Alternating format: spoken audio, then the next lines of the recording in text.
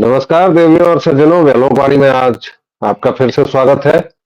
और आज मैं केवल सुनूंगा आपके साथ साथ, क्योंकि आज वक्ता की पूरी भूमिका, मतलब अमूमन जो मैं इनसे हड़प लेता हूं या लोग कहते हैं कि मैं इनकी अभिव्यक्ति को दबा देता हूं, आज पूरी तरह यही अभिव्यक्त करेंगे। क्योंकि आप आनंद जी की एक किताब गीतायन से सुपरिचित होंगे।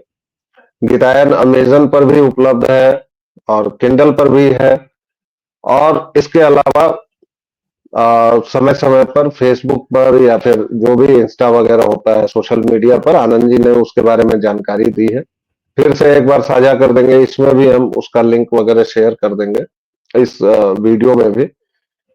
गीतायन बेसिकली ये जो खेल खेल में या बहुत गंभीर तरीके से, बेहद गंभीर गीता पढ़ा जाते हैं, उन लेखों का संग्रह है। कभी यह किसी फिल्म की बात करते हैं, कभी किसी नाटक की बात कर देते हैं, कभी किसी सामान्य आम जीवन की घटना को लेकर। लेकिन मुझे उसमें सबसे प्रिय इनका जो लेखन लगा था वो द शशांक रिडेम्पशन, उस फिल्म को जोड़कर जो इन्होंने गीता का श्लोक उसमें बताया था, वो मुझे सबसे बेहतर लगा था। हालांकि वो पूरी किताब ही कम से कम जो हमारा युवा वर्ग है, मैं कहूंगा कि 15 से 25 वालों को तो बिल्कुल पढ़नी चाहिए। और तब आपको ये समझ में आएगा, तब आप ग्रेजुएट हो सकते हैं। ये तो कहते हैं कि क्या नर्सरी से नर्सरी के स्तर कहाँ का तक, है। नर्सरी के स्तर का बताते हैं कि इन्होंने बताया है। लेकिन मैं आपको ये कहता हूं कि तब आप ग्रेजुएट कर सकते हैं कि मूल गीता को हाथ में लें और तब उसके श्लोक और हिंदी भावार्थ, अगर आपको संस्कृत नहीं आती है, संस्कृत आती है तो फिर तो क्या ही कहना। लेकिन तब आप शुरुआत के लिए मुझे लगता है कि गीतायन से बेहतर बेहतर पुस्तक कोई नहीं होगी आपको, अगर जीवन मंत्राज सीखने, मंत्राज, आई स्पीक इंग्लिश। तो आनंद जी फिर से एक नई किताब लेकर आए हैं और इस बार है महाभारत की यात्रा। अभी ये हार्ड कॉपी नहीं है इसकी, है ना आनंद जी? ये जी केवल किंडल पर उपलब्ध है। क्या है मामला, क्या लिख दिया है आपने इस बार? और महाभारत की यात्रा, मतलब यात्रा करवा रहे हैं, महाभारत का भौगोलिक प्रदेश आप छान रहे हैं, क्या है इस किताब में? और अब पूरा फील्ड आपके लिए खुला हुआ है, बताइए हमारे दर्शकों श्रोताओं को। जी सबसे पहले तो नाम के बारे में बता दें तो नाम महाभारत की यात्रा इसलिए रखा है क्योंकि महाभारत कई बार लोग समझते हैं कि कौरवों पांडवों की कहानी है, श्री कृष्ण की कहानी है। असल में मेरा मानना है कि ये ऐसा है नहीं। मेरा मानना ये होता है कि ये भृगु ऋषि, भृगु वंश के जो ऋषि थे, उनकी यात्राओं की कहानी है। वो एक जगह पर कहीं बैठ करके यज्ञ कर रहे होते हैं, फिर वहां से उठ करके कहीं और चल देते हैं, कहीं और जाता है उनके परिवार का कोई और शिक्षा ग्रहण करने के लिए किसी के गुरुकुल में जाता है। फिर गुरुकुल में शिक्षा ग्रहण करने के बाद वहाँ से निकलता है, तो गुरु दक्षिणा जो इकट्ठा करनी होती है उसके लिए यात्रा कर रहा होता है। तो ये सारी यात्राओं की कहानियाँ हैं। भृगु वंश के ऋषियों ने यात्राएँ जो की हैं, उन यात्राओं की कहानियाँ हैं। और यात्राओं की कहानियों को जब एक जगह इकट्ठा किया गया तो उस पूरी कहानी को पूरे यात्रा के क्रम में उन लोगों ने जो-जो देखा, जहाँ-जहाँ वो रुके, ठहरे, जिन कामों को उन लोगों ने किया या जिस कार्य में उन लोगों ने सहयोग किया, उन सब की कहानी ये महाभारत की यात्रा नाम की कहानी में होती है। इसलिए मेरे हिसाब से ये महाभारत की यात्रा हम इसको कह रहे होते हैं कि पूरे भारत भर में कैसे ये ऋषि एक जगह से दूसरी जगह आते-जाते रहे, क्या-क्या इन्होंने देखा और क्या-क्या अभी के संदर्भ में हम लोग कैसे देख सकते हैं उन यात्राओं को, उसकी कहानी होती है। इसलिए इस किताब का नाम महाभारत की यात्रा रखा हुआ होता है। किंडल पर क्यों डालते हैं? तो किंडल पर डालने का मेरा जो दूसरा कारण होता है वो बहुत ही स्पष्ट सा कारण है। किंडल इकलौता माध्यम है जिससे हम किताब को मुफ़्त कर सकते हैं। मतलब पैसे ना देने पड़े आपको किताब के, ये इंतज़ाम सिर्फ़ किंडल पर किया जा सकता है। हार्ड कॉपी हम मुफ़्त में लोगों को बाँटने लगें, ऐसी मेरी आर्थिक क्षमता नहीं है। मोदी जी के जो प्रिय मित्र होते हैं अडानी, अंबानी वग़ैरह, उनके जैसे तो हम हैं नहीं, तो मुफ़्त में किताबें नहीं बाँट सकते। इसलिए किंडल पर हम ये बाँट सकते हैं, तो किंडल पर हम किताब को डाल देते हैं और किताब को बीच-बीच में हफ़्ते भर के लिए मुफ़्त किया जा सकता है। जैसे अभी किताब डाली है, तो अभी हफ़्ते भर के लिए हम मुफ़्त रख सकते हैं, तो 24-25 तारीख तक किताब मुफ़्त है। तो 25 तारीख को फिर से जो है इसका कुछ जो मूल्य है वो अटैच करना शुरू करेगा किंडल। लेकिन 25 तारीख तक जो भी लोग किंडल अनलिमिटेड इस्तेमाल करते हैं, वो लोग मुफ़्त में किताब को डाउनलोड कर सकते हैं, पढ़ सकते हैं। रेटिंग्स वगैरह की हमें ज़रूरत तो पड़ती ही है, तो आप पढ़ के देखिए और अगर ठीक-ठाक सी लगे किताब तो फिर रेटिंग्स में 1, 2, 3, 4, 5 जो अच्छा लगे, उस हिसाब से रेटिंग दे दीजिए, रिव्यू लिख दीजिए। ये अपेक्षा हम पाठकों से करते हैं। अब हम लोग चलें अब कि ये किंडल पे। बताइए, नहीं अब भाई सवाल तो मैं पूछूंगा, इतना भी मतलब अभिव्यक्ति की स्वतंत्रता आपको दे दूंगा। क्यों पढ़े आदमी आपकी ये किताब? और किंडल पर मुझे लगता है कि शायद मतलब शायद क्या अधिकतर युवा ही होंगे जो मतलब सर्वाधिक आबादी तो 35 के नीचे वालों की ही होगी किंडल पर, या हो सकता है कुछ ज्यादा भी होंगे, लेकिन मोस्टली युवा वर्ग होगा। क्यों पढ़ेगा महाभारत की यात्रा, क्यों पढ़नी चाहिए उसको? इसके मल्टीपल रीजंस होते हैं, मतलब मल्टीपल रीजंस इसलिए हम कहते हैं क्योंकि एक से ज़्यादा कारण कैसे हो जाते हैं। तो सबसे पहला कारण देखिए, सबसे पहला कारण होता है भाषा का। अंग्रेजी में अगर आप देखेंगे तो अंग्रेजी में कई किताबें आपको महाभारत में मिल जाएंगी जो महाभारत पे शोध करके लेख लिखे गए हैं। उनमें से जो किताबें आपको मिलेंगी उनमें से अधिकांश आपको अंग्रेजी में मिलेंगी, हिंदी में नहीं मिलेंगी। तो हिंदी में अगर आप कुछ ढंग का पढ़ना चाहते हैं तो उसके लिए आप एक तो आ जाइए। दूसरी बात ये होती है कि जो लोग महाभारत पर लिख रहे होते हैं या महाभारत पर बात कर रहे होते हैं, उन्होंने सीधा-सीधा महाभारत को नहीं पढ़ा होता। वो जो पढ़ रहे होते हैं वो अनुवाद से, वो शॉर्ट एंड फॉर्म से पढ़ रहे होते हैं। कुछ जो उस पूरी महाभारत अगर आप देखेंगे तो अगर गीता प्रेस वाली उठा करके ले आएँ, तो आप पाएँगे कि गीता प्रेस वाली किताब जो है उसका हम लोग बैठते हैं, तो जितनी ऊँचाई हमारे कंधे तक आती है करीब-करीब उतना ऊँचा एक बंडल तैयार हो जाएगा अगर एक के ऊपर 6 की 6 वॉल्यूम जो है वो गीता प्रेस वाली किताबों का हम लोग रख दें तो।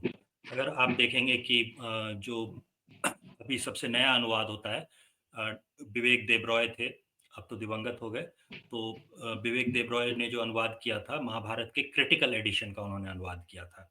तो क्रिटिकल एडिशन का अगर आप अनुवाद देखेंगे तो वो भी 10 वॉल्यूम में आता है और उसके बाद आपको फिर से हरिवंश पुराण वैसे ही जोड़ना पड़ जाएगा जैसे हिंदी अनुवाद में जो गीता प्रेस वाला आता है उसके साथ हरिवंश पुराण जोड़ा जाता है।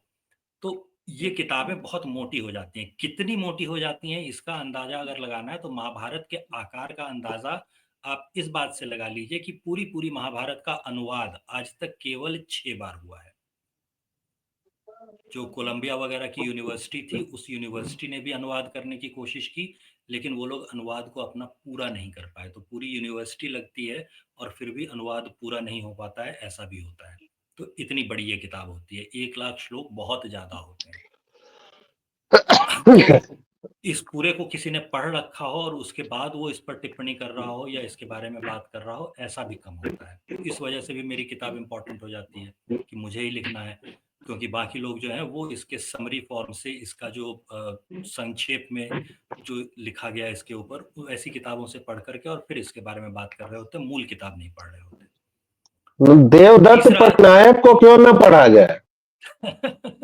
देखिए, जो खुद संस्कृत जानता ही नहीं है, वो जब लिखेगा, तो वो उल्टा ही लिखेगा।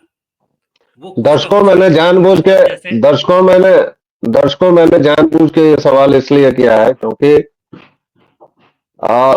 एक हमारा प्रयास ये रहता है कि ये जो अचानक से सनातन हिंदुत्व और इसके नाम पर जो चल रहा है, जो आपके हिसाब से बड़े बड़े राइटर्स हुए हैं, नाम लेकर बताऊं, जैसे मुझे 2-3 नाम याद रह रहे हैं कूड़ा लिखने वालों के, देवदत्त है या अमीश है, जिसकी ट्रायोलॉजी बड़ी फेमस हुई है, अभी उसको इस सरकार ने पता नहीं लंदन वंदन में कुछ बना भी दिया है। ये दरअसल आपकी पूरी संस्कृति को, पूरे सांस्कृतिक गौरव को, पूरी धरोहर को नष्ट करने वाले जोंक हैं, दीमक हैं, दे आर टर्माइट्स, और ये खा रहे हैं। तो इसलिए इन जैसों से बचिए। मैं तो ये कहता हूं कि सीधा मूल को पढ़िए, मेहनत लगेगी पर पढ़िए। लेकिन जब ऐसे ऐसे उपाय करने वाले लोग हैं, आनंद जी जैसे लोग, तो भाई मैं तो आलसी आदमी हूँ, मैं तो बोलने में ही थक जाता हूँ, रोज वीडियो भी नहीं कर पाता हूँ 2-3। तो मैं तो आलसी आदमी हूँ, लेकिन अगर आनंद जी मेहनत कर रहे हैं तो इनकी बात सुनी जाए। लेकिन देवदत्त पटनायक को कतई मत पढ़िए, वो विष है। आप अमृत की खोज में विष पी लेंगे, और क्यों पी लेंगे इसके लिए देवदत्त पटनायक और वैसे लेखकों पर एक अलग सीरीज करेंगे। हाँ आनंद जी। तो इसमें देखिए देवदत्त पटनायक की जैसे ही आप तुलना करते हैं तो आप तुरंत महाभारत से हम तो उसकी तुलना करके आपको बता सकते हैं कि आप शुक्राचार्य के बारे में सोचिए। शुक्राचार्य की कहानी जो होती है ना वो आपको महाभारत में मिल जाएगी। तो वो महाभारत में कहानी कैसे मिलती है, तो ययाति का जो दौर होता है, जो कौरव और पांडवों के पूर्वज थे ययाति, उनके टाइम पर आपको शुक्राचार्य की कहानी मिलेगी। तो शुक्राचार्य की कहानी जहाँ पर होती है वहां पर आपको पता चलेगा कि शुक्राचार्य जो थे वो शराब पीते थे, और अंत में वो होता क्या है कि शराब में उनके एक शिष्य कच्छ को मिला करके उसे मारने के बाद, जलाने के बाद उसे शराब में मिला करके और शुक्राचार्य को दे दिया जाता है। शुक्राचार्य उसे पी जाते हैं। अगली सुबह उनको पता चलता है कि वो तो अपने शिष्य को पी गए और शिष्य उनके पेट में अब जल के उसका राख जो है। तो उस समय शुक्राचार्य कहते हैं कि भाई जो आध्यात्मिक या ऐसी रुचियों में जो लोग लगे हुए हैं उन्हें शराब नहीं पीनी चाहिए। तो यहाँ शुक्राचार्य जैसे जो गुरु हैं, जो दैत्यों के गुरु हैं, वो भी जो हरकत कर रहे होते हैं उससे दूसरे लोगों को मना करते हैं और बताते हैं कि भैया इस कर्म को करने से ये नुकसान होगा, और वो उस चीज के लिए मना करते हैं। इसकी तुलना में अगर आप देखेंगे देवदत्त पटनायक जैसे लेखकों को, तो ये खुद तो गालीबाज हैं ही, और वही गालीबाज बनने के लिए और लोगों को भी प्रेरित कर रहे होते हैं। तो शुक्राचार्य से भी ये गए गुजरे होते हैं। तो उनकी तुलना में अगर आप तुलनात्मक रूप से देखेंगे तो उस जमाने का जो विलेन होता है वो भी आज के जमाने के जो अच्छे आदमी माने जाते हैं उनसे बेहतर हो जाता है। तो शुक्राचार्य भी बेहतर हो जाते हैं इस सब मामले में। तो गलत खुद कर रहा है जब कोई आदमी, तो उससे समाज पर उतना असर नहीं पड़ता। जब गलत करने के लिए सिखा रहा होता है तब ज्यादा नुकसान होता है। इसलिए देवदत्त पटनायक जैसे लोगों का लिखा हुआ बिल्कुल नहीं पढ़ना चाहिए, छूना भी नहीं चाहिए यथासंभव। इसको आप जी। और उदाहरणों में देखेंगे तो और उदाहरणों में आपको नजर आ जाएगा साफ साफ। जैसे देवदत्त पटनायक की लिखी हुई एक किताब है मेरी गीता। मेरी गीता को आप पीछे की तरफ आ पलटाइए, ठीक है, पीछे की तरफ पलटाइए तो बुक का जो कवर होता है उस कवर पे आपको 7वें अध्याय का 24वां श्लोक जो है वो आपको लिखा हुआ मिल जाएगा। उसका भावानुवाद कहते हैं कि भावानुवाद है ये। जब आप भगवत गीता उठाएंगे और भगवत गीता जो गीता प्रेस की आती है या किसी और से संस्कृत वाली जो होती है, तो वहाँ पे संस्कृत के साथ हिंदी अनुवाद लिखा हुआ होता है। उस संस्कृत के साथ हिंदी अनुवाद को 7वें अध्याय 23वां श्लोक 24वां श्लोक 2 श्लोक आप पढ़ लीजिए, और उसके बाद आप देखिए कि ये जो बुक के कवर पे इन्होंने अर्थ बता रखा है वो क्या है। आपको तुरंत नजर आ जाएगा कि जो सही अर्थ है उससे दूर दूर तक कहीं कोई इस किताब के कवर पे जो लिखा हुआ है उसका कोई लेना देना ही नहीं है, तो कहीं मैच ही नहीं करता। तो इस वजह से जो है आपको बिल्कुल भी ऐसे लोगों का लिखा हुआ नहीं पढ़ना चाहिए जिनको खुद संस्कृत नहीं आती। वो अर्थ का अनर्थ करके आपको फिर बताएंगे।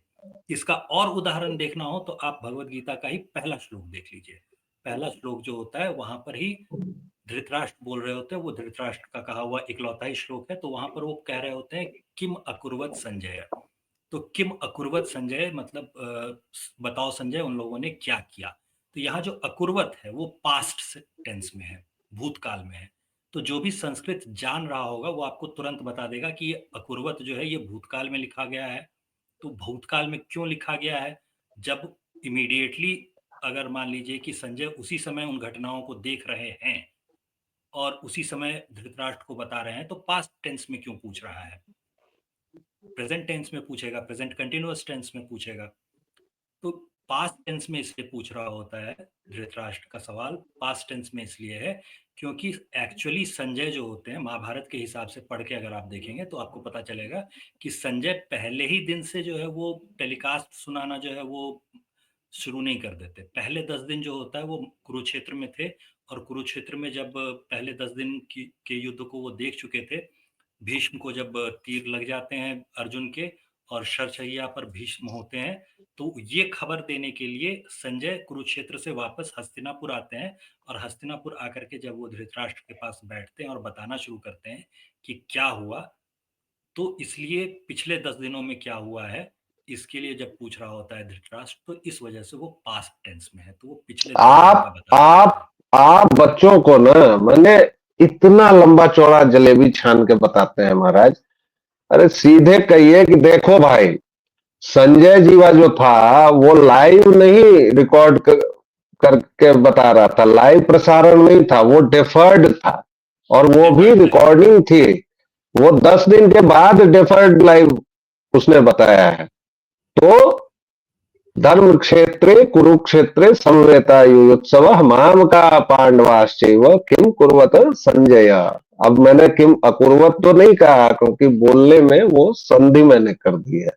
इसलिए दर्शकों देखिए, संस्कृत नहीं पढ़ पाना हमारा दुर्भाग्य है, और उसकी राजनीति भूल जाइए, उससे पैसे नहीं मिलते हैं। लेकिन संस्कृत इतनी प्यारी भाषा है, इतनी मजेदार भाषा है, और आप भूल जाएंगे इंग्लिश लिटरेचर, आप भूल जाएंगे लैटिन ग्रीक। मैंने यूनिवर्सिटी की पढ़ाई जर्मन से की है, और जर्मन दार्शनिकों का नाम आप जानते ही होंगे, शोपेनहावर और कांट से लेके और बड़े बड़े दिग्गज हीगल, और पूरी दुनिया में जहर फैला देने वाले मार्क्स बाबा वहीं से हुए हैं। लेकिन अगर जर्मन साहित्य को मैं देखूं और कहूं कि वो थोड़ा बहुत संस्कृत साहित्य के बाद कहीं रखे जाने लायक, तो कोई अतिशयोक्ति नहीं होगी, क्योंकि संस्कृत साहित्य जो है, मैंने थोड़ा बहुत जो टूटी फूटी संस्कृत से या फिर हिंदी अनुवाद से या जैसे भी पढ़ा है, लेकिन मूल पढ़ने की कोशिश की है, तो उसको पढ़िए। और फिलहाल आनंद जी की ये किताब लीजिए और गीतायन लीजिए, ये दोनों पढ़िए। और इसके बारे में अगर आपके कोई सवाल हो तो अपनी टिप्पणी में पूछिए। हम आनंद जी के किंडल लिंक और गीतायन का किंडल लिंक और अमेजन लिंक, ये सारे लिंक आपको इस वीडियो के डिस्क्रिप्शन में दे रहे हैं। फिलहाल अभी लेंगे आज्ञा। आनंद जी बहुत बहुत धन्यवाद, और फिर मिलते हैं। दर्शकों श्रोताओं, गालोक वाणी पर अपना स्नेह और प्रेम बनाए रखें। तब तक के लिए जय श्री राम। जय श्री राम।